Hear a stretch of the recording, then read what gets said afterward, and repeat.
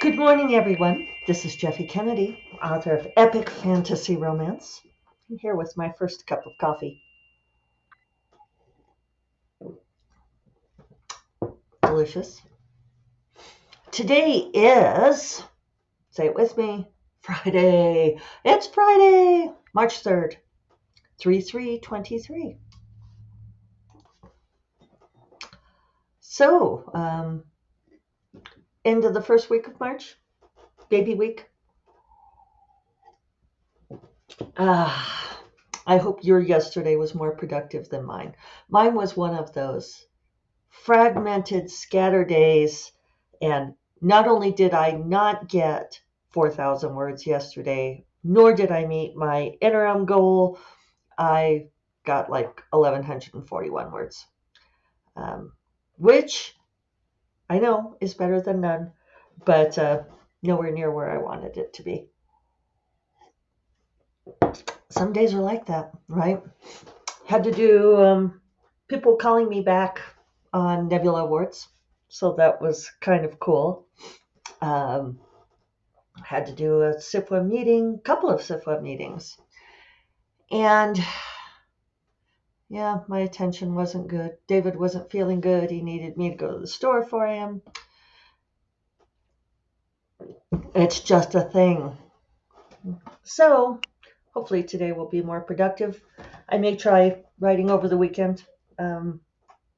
Fully determined to get this book written this month.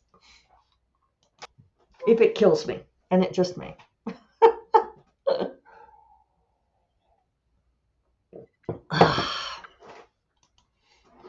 I have a very itchy nose this morning. I was trying to remember what that means superstition wise.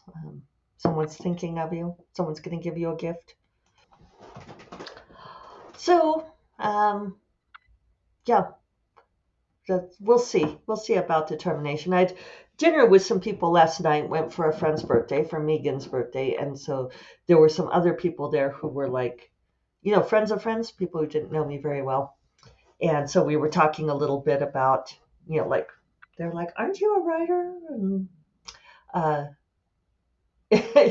and so I was just talking about the book I was writing, and they asked me how it was going. And I said, well, it wasn't good today. And, the whole thing about not being able to schedule creativity is, it's part of the deal, right? And it's one reason why this isn't an easy way to make a living. Hello, sweetheart. Kitten is walking in front of the screen under the camera. Gillian does not worry about such things as creativity. Actually, he doesn't worry about making a living because he's a parasite. And well, he's I can't think of the words now. Maybe I have too much book brain. But he does provide value. He provides cuteness and companionship. He was very cuddly with me last night. He's starting to get more of a grown-up purr. It's so cute. So anyway, the thing about creativity and making a living as a creative is that you can't always produce on schedule, right? You can do your utmost to create a schedule within which creativity happens. And that's why I talk so much about building a writing habit. Do as I say, not as I do, since my habit has been kind of all over the place lately.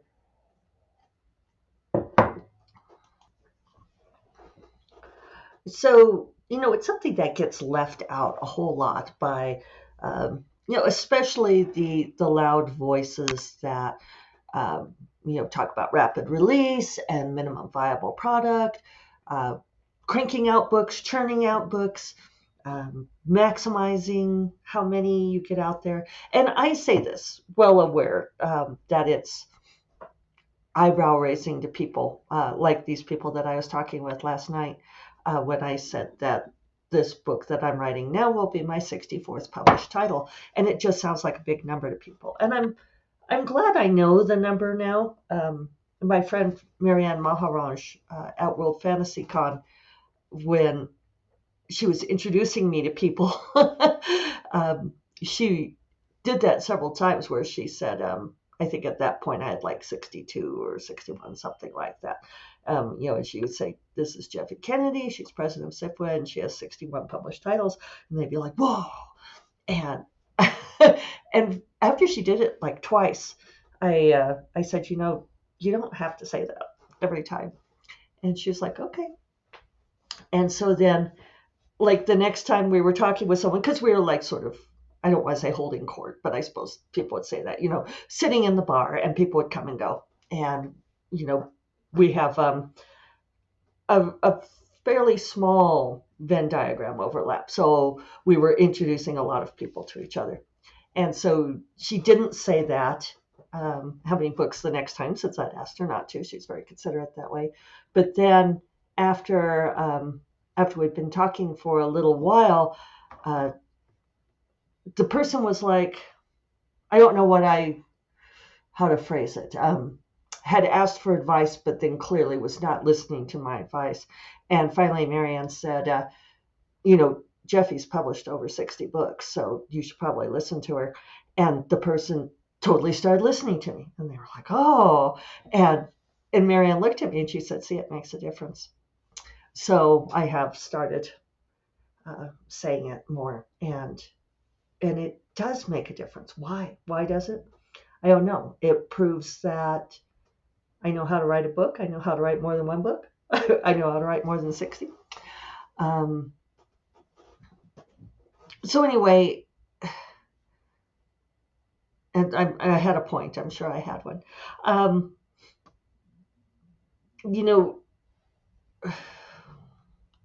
I remember my point. I had to pause to think about my point. Even though, when you build a writing habit, it gives you that framework to try to produce on a regular schedule. And there are other things that can get in the way of that, but it's definitely, my brain is all over the place this morning. It's kind of blank. Do you all understand what I'm trying to say? You can get yourself to create on a regular schedule. I guess that's what I'm trying to get at. It's not always exactly on the timeline that you want, but we're not widget makers. I know I always say this. So this whole idea of like you can meet rapid release, that you can churn out books or crank out books, I don't believe that. But this is why I'm always saying find out what your process is and own it. You can, if you track yourself, if you pay a lot of attention to yourself, know what you're capable of doing, you can find what your flow is, the rate at which you are capable of producing. Which is why I'm trying for the fourth, excuse me, I think I have allergies. I know I have allergies. Welcome spring. I'm going to get out there tomorrow and do a bunch of cleanup. So my attention is all over the place. That's probably not helping my writing. But it's the eternal tension, right? Of if you're trying to be creative and not simply replicate the same thing that you did before. Birds are very busy out there today. Then there is that unknowable element. The things you do know is how much time and attention you can devote to create that framework, to create that space of time. Yesterday, I was not good at creating that space of time. I had a lot of people messaging. I had a lot of interference. I thought it was going to be a great day. Reader, it was not. But all you can do is create that structure and try to defend it, build that wall around it and create this space for the creativity to flow. I know I have done 4,000 words a day before. It was hard on me. It took me a while to recover, but I'm really hopeful that I can do that again. Can I? I don't know. I have other friends who used to write faster than they do now, and they've said, I know I can do this because I've done it before. Is that true? I mean, not necessarily, right?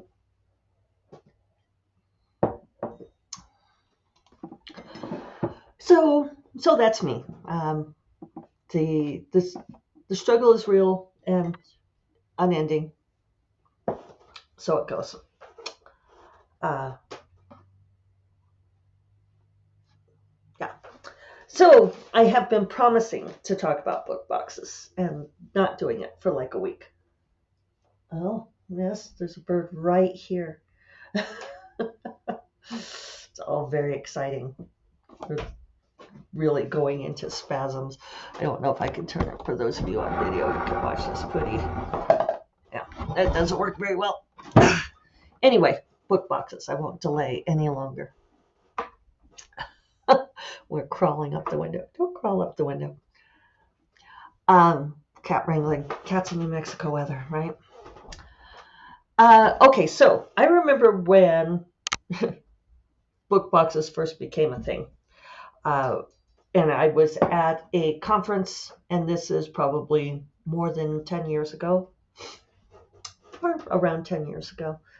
And maybe it's not the very first appearance of them, because these people certainly got the idea from somewhere, and they are no longer doing it. Which is the case. I think people are always looking for the side hustle, be an entrepreneur, start a business. They hear about someone else doing well with a thing. They decide to try it. But when this first showed up, it was the first time it impinged on my awareness, let's put it that way.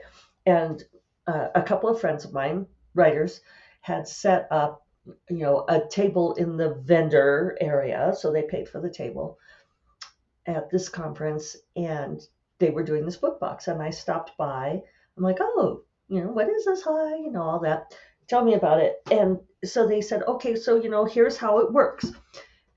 That and I'm going into the details on this, although many of you out there already know how they work. But they said, oh, well, what we do is we get people who subscribe to the book box, and they pay us to get a monthly box, or they can buy them one at a time.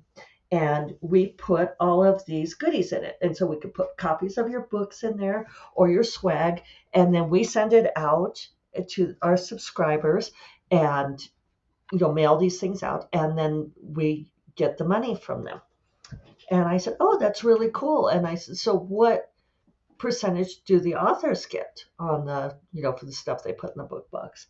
And they kind of did the head tilt, and they're like, well, we're still working out the the business model, which you don't start the business before you work out the business model. But it clearly had not occurred to them that they would give any money to the authors. And I know I could tell by the way that they were talking around me. So basically, the whole idea, because I kept pushing on this, was that I would pay to, have my books in their book box. Like we get a certain number. If you're traditionally published, you get a certain number free from your publisher, but not that many. And you all who self-publish know that you have to pay a certain amount to get your author copies printed of your books. And back then it was even more expensive to do. You didn't get nearly the discount, and the printing wasn't as great.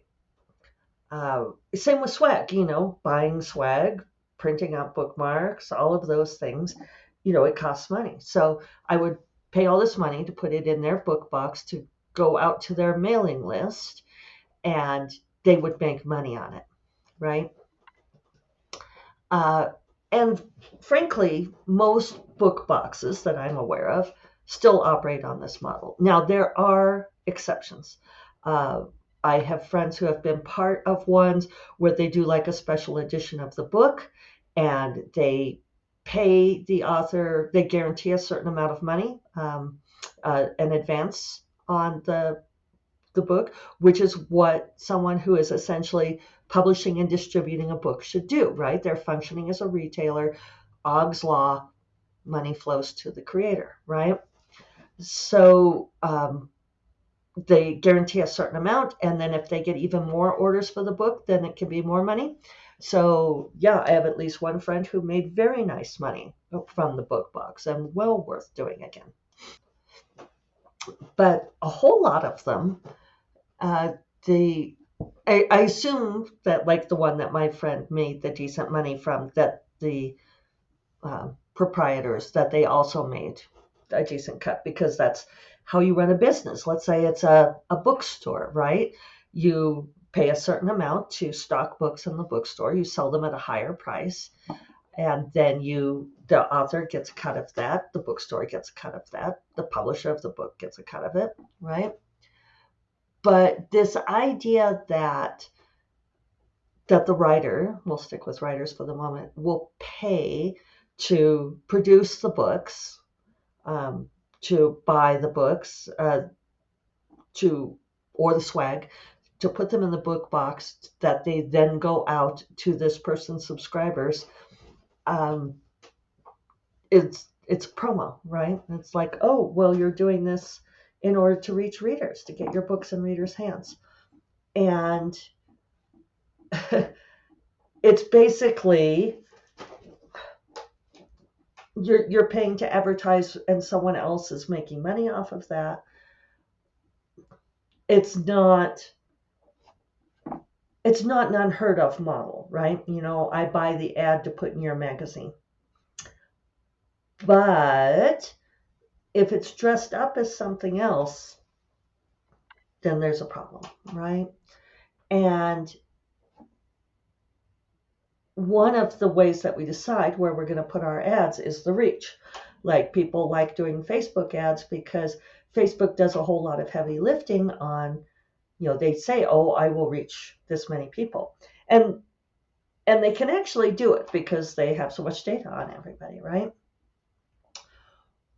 But, we've all gotten those, messages from the scammers, saying, how would you like to get so many more followers? Or, pay us to promote your book, and we have 200,000 Instagram followers.